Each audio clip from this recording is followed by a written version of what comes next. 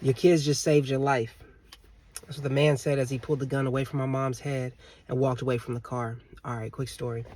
So when I was a kid growing up, my mom was an addict. She got caught up in the crack epidemic that swept through urban and poor communities in the 90s, 80s and 90s.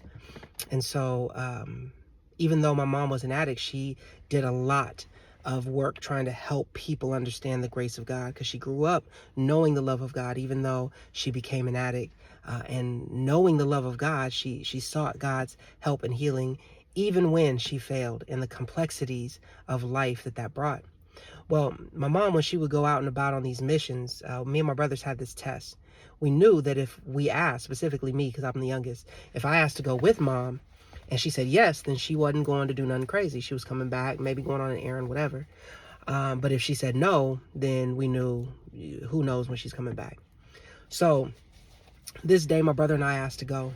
Mom, can we go? She said, yeah. She was riding with a friend of hers named Tina.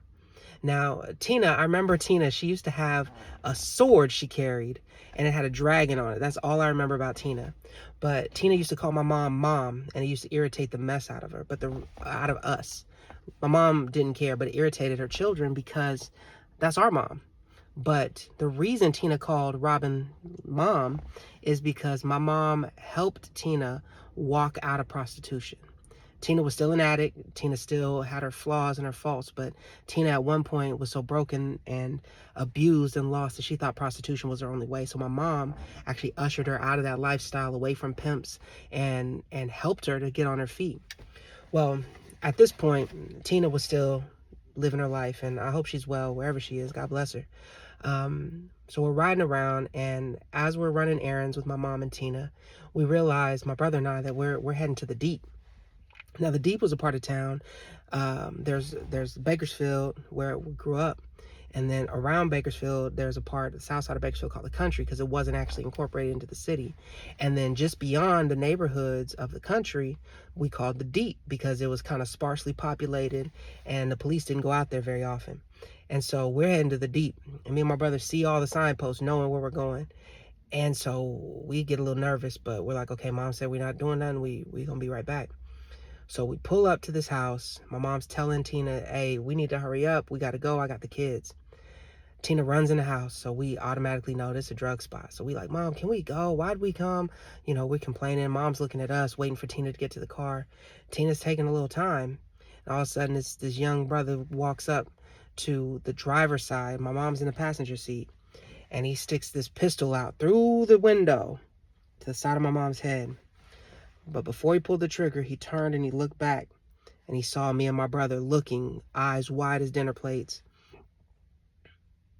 He pulled the gun away, put it back, and he says, your kid saved your life today. So what we found out later was that another one of my mom's friends had ripped this man off, and he was mad about it. He was going to take that anger out on the first person he knew connected to that girl, which was my mom. And if it hadn't been for God's prevenience, God's protection, and God's grace of allowing my mom in that split second to say, yeah, you guys can ride. Had my mom been on some other timing, she wouldn't have made it past that day. But as the Lord would have it, my mom had a crazy testimony, and her life affected very many people who came to know Jesus and were delivered from lifestyles that should have taken their life. And so, yeah, just a little story. Whatever situations you're going through, just know God is always looking out for you. God is always protecting and seeking ways to draw you closer to Him. And He can use sometimes the most trivial things to change your life and protect you. So God bless. I hope this blesses somebody, and hope it helps to understand a little bit more about Nick Smith. Have a great day.